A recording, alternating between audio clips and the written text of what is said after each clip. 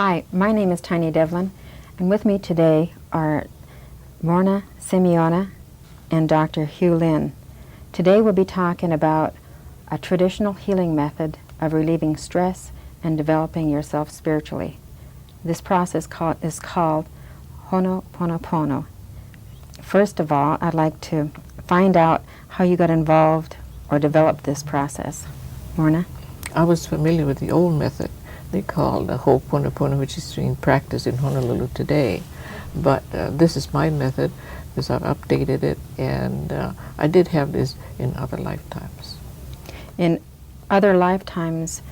Before I was born in this lifetime. And for me, I think we have had lifetimes after lifetimes and experiencing different lifetimes from time to time. During the process of coming to know or going through the process of Ho'oponopоно, is it learning more about ourselves and discovering these past identities? The thing that we do is that we have a memory, and I think most of the people don't understand that there are three selves to them, and they have the father, the mother, and the child. And unless the family are together, it is really hard to say you contacted divinity. So the way we teach is very simple. We have a book, and the students can look at the book. And the idea is that they start with themselves and end with themselves. So instead of blaming others for the problem, we blame ourselves, and the cleaner we are, the better situations may be. So it's really a method of centralizing our problems and eliminating that. That's right. But I think the most important thing in the whole thing is the idea of how do you, as a person, look at divinity or God? Is he out in the boondock, or is he right with you? But for us, the divinity is in your heart. So why look outside? From my personal experience in looking at religion, I had learned the method of relying on other sources of healing my spiritual self, and it seems that I've struggled with a lot of problems in learning that I can't have anybody else carry that burden or learn or heal that process. But this is a method of centralizing that.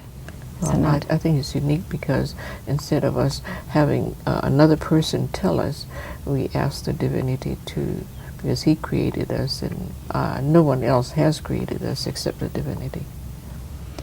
In this process, you're bonding with the divinity in order to understand what needs healing. Well, I think when the person knows by the technique that we teach, he is able to do it himself. And the error is not outside, it's always within himself. And if he clears it, situations outside will clear itself. Dr. Lena, could you tell us a little of the background and experience that you had working in the institutions? Yeah. I'm a clinical psychologist by training. And the people I work with, I did work with for 5 years, were what we called criminally and mentally ill. And these are people who have either killed or raped or murdered someone and then got adjudicated as being insane. So these are people I've had an opportunity to work for 5 years. And one of the things I discovered in working with them is that their problems really are our problems. That if we are willing to look just at ourselves and really release the judgments we have of them or other people, they really get well. That's been my experience, just by working on ourselves. So what I used to do at the institution is I did not have therapy. I didn't have any therapy, didn't talk to anybody. That all of the work that I did at home. I did between myself and the divinity, asking the divinity, what is it that I needed to do to clear myself with the patient, and then what he felt would be right to do with the patient. So didn't talk to them, didn't have a therapy, just between myself and the divinity and asking what needed to be done. does this reflect that we have a lot of judgment that everybody tends to thrust upon each other? Well, what happens is that the people that come into our lives are people who come into our lives so that we can let go of them, let go of whatever judgment, whether it's our children, or whether it's our parents, or whether it's the people that we, in quotes, work with, whether it's alcoholics or people who are mentally ill. They come into our lives because we have created some problems with them. And by our releasing the judgments and the expectations, the problems with them, they get better. So it's not them, it's always us.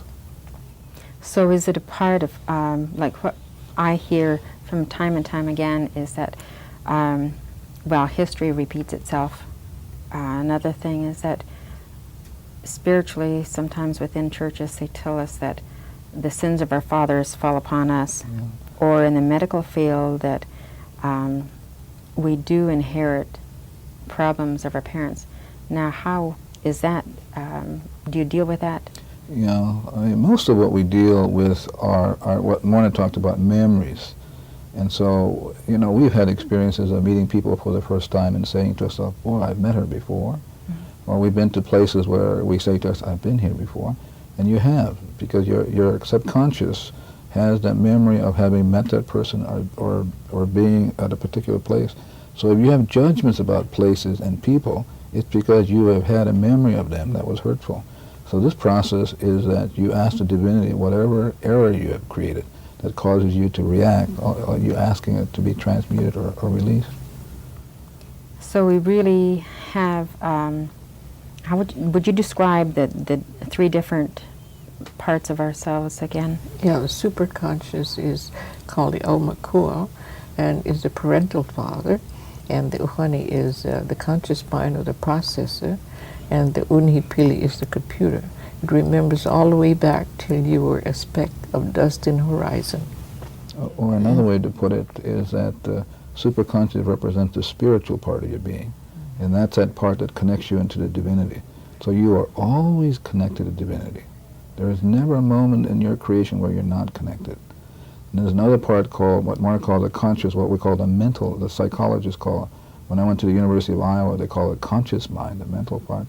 And then the subconscious being the physical part of our being. So who we are is spirit, mind, and body. And as we understand our identity and who we are, then we know that three of them have a specific function. For example, one of the things I learned at the University of Iowa that it was important to think. In our process, it's not, because the conscious mind doesn't know anything.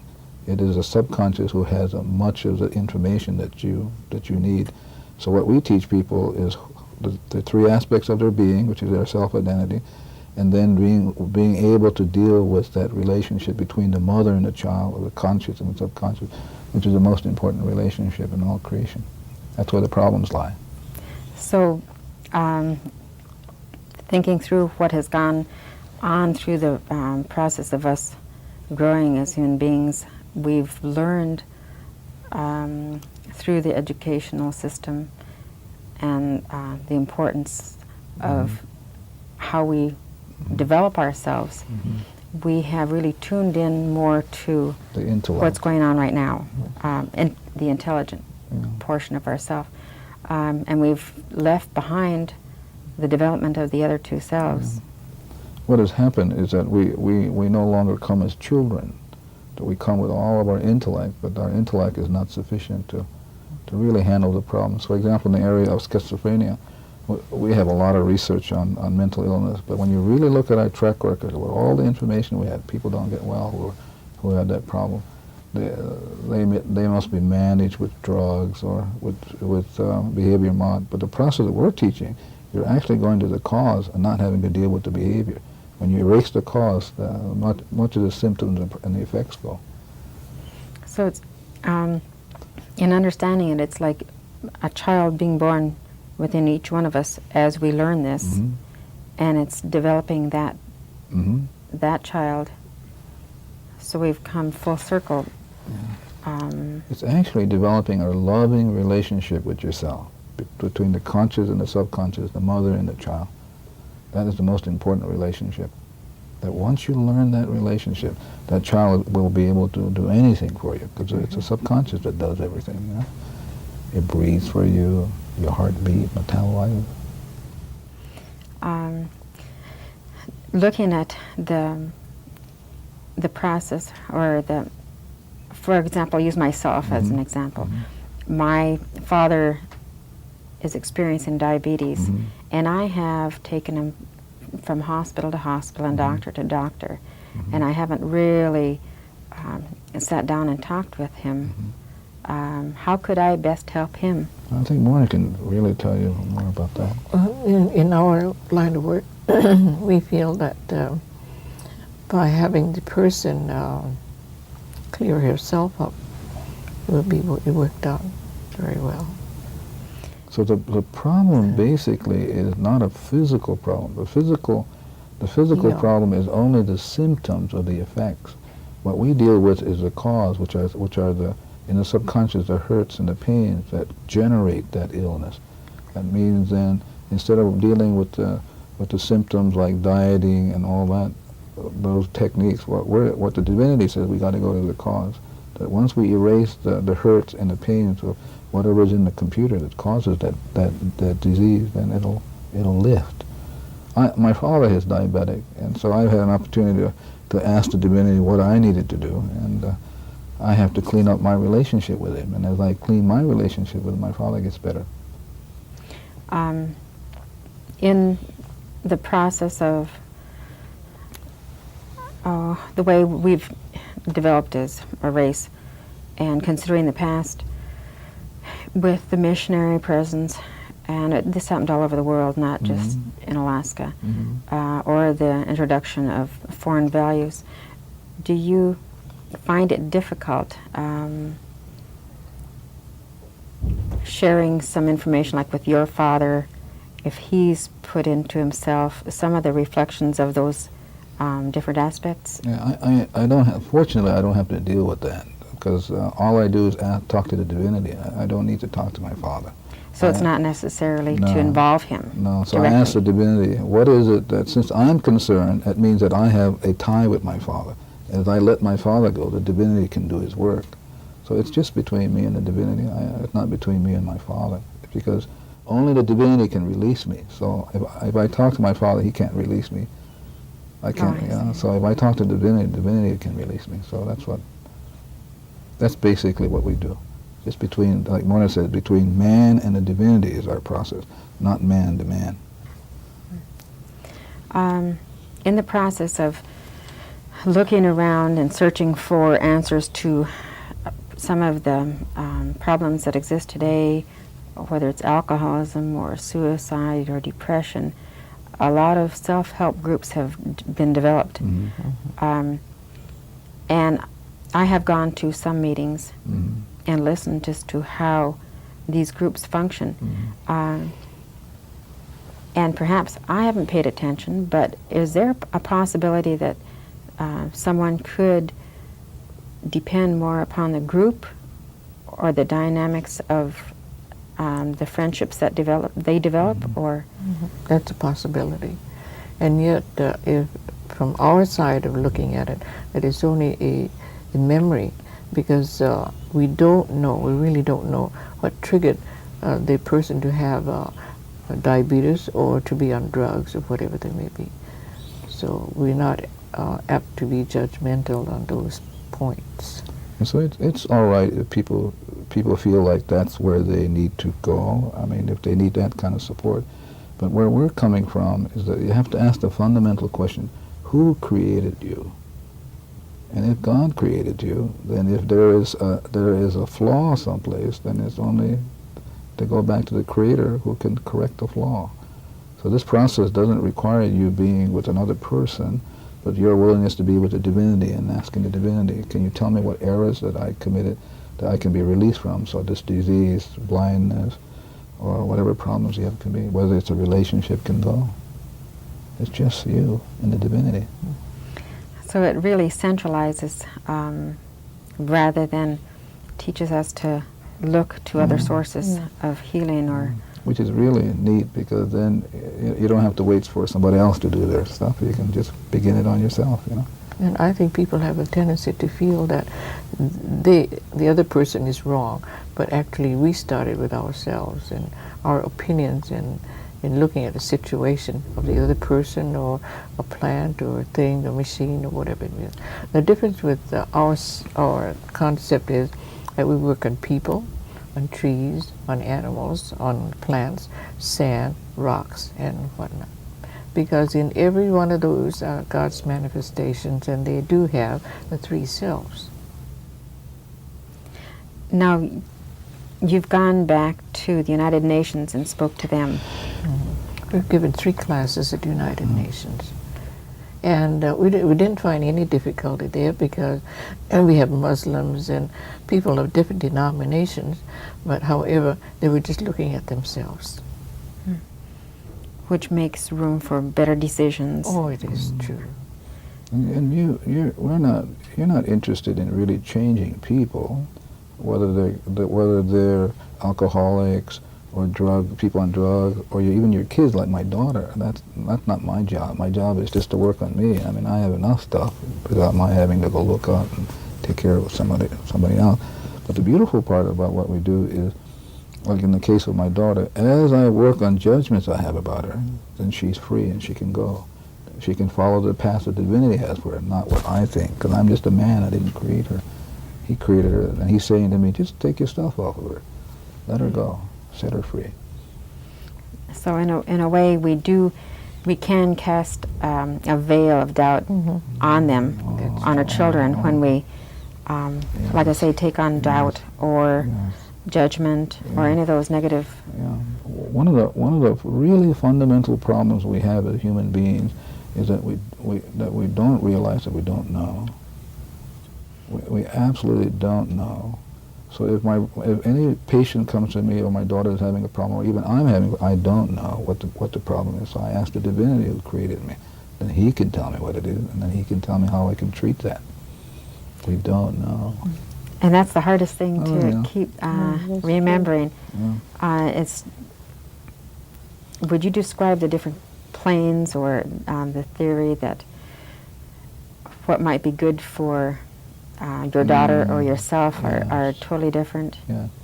What happens is that, for example, if people who have drug problems or alcohol problems or people who are schizophrenics, because they're individual people and have individual blueprints, their problem of alcoholism may be very different from somebody else's problem, even though they look like they have the same problem. The memories and the histories are different. So since divinity knows the problems and knows their blueprint, we go back and ask the divinity, and the treatment for this person will be very different from the treatment for that person. So we don't give group treatment, because everybody has a different rhythm. And what stress is being out of rhythm with the divinity. So the definition for us, stress is when you're out of rhythm. So you're asking the divinity, how can I be placed back in the rhythm again? And since you created me and you can heal me. Not to, I'm trying to find a nice way to ask you, because a lot of people question, how does Jesus as Christ or as a teacher fit into this, or does he at all? I tell you what is very important is Jesus is, in a sense, like you and I, that we are creations of the divinity. So Jesus and I have the same Father. So in a sense, what we're teaching is that you have the ability to go directly to the Father. You have it, it's innate in you. You were created that way. The only difference between us and plants and rocks is that the divinity gave us choice. So we can either do the Father's will or not. Plants and animals don't have that ability. So the only question is whether the Father and you are one, and it's your choice, you know? And I also think that people misunderstood when Jesus said, Father and I are one. He meant that the Father is within his heart, and they are one, but they felt he deserved a more lordly position, but no. He just meant that every one of us, like you are holy, and the cameraman is holy, and Dr.Hью Lena is holy, because he has the divinity in his heart. And you could even easily ask them. even the cameras and the chairs, They all have that. every manifestation has the amakua, the spiritual connection with the divinity, because we're always connected. It's the choice that we make consciously. We think we know better, and we don't ask the divinity. And we give people our opinions as to how they can heal themselves. But for me now, just for me, it's arrogance to say that we know how to heal somebody that the divinity created, and we didn't create that person. Before we came in, we were talking a little bit about the studio or anything that we're involved with, and that those can hold the spirit of whatever happened there before. The walls here and whatever it is, and the chairs, and or even the camera remembers the conversation that was before. So this is all cleaned up.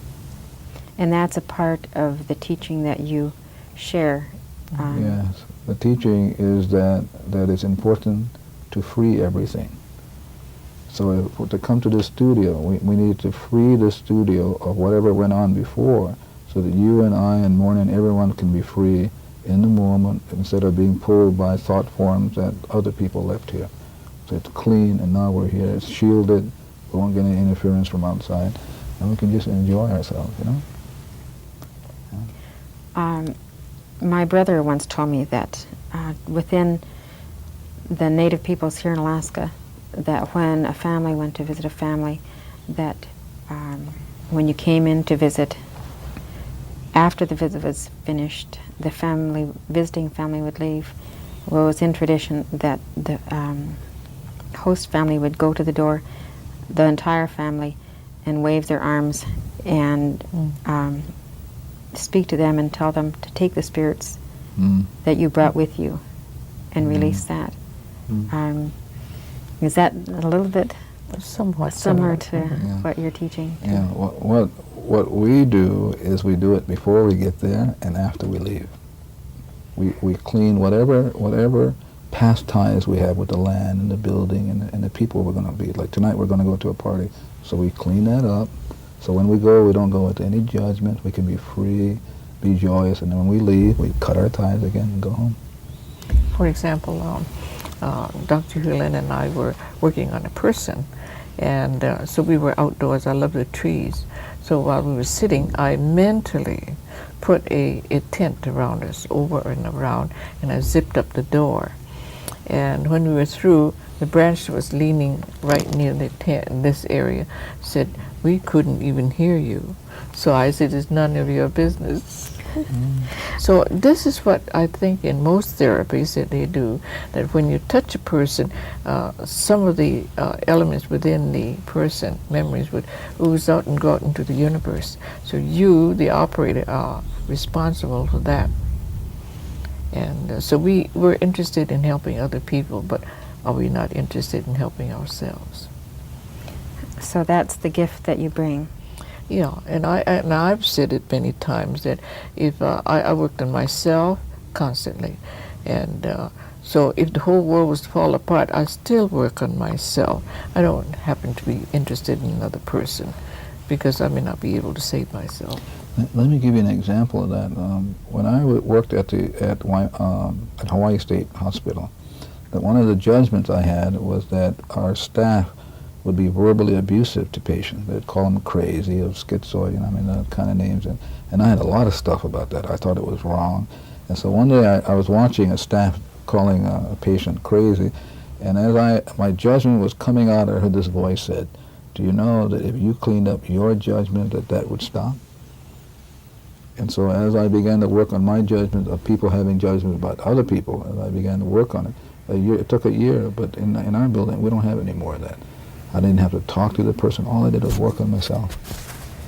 Just me, not out there. Out there is just a reflection of me.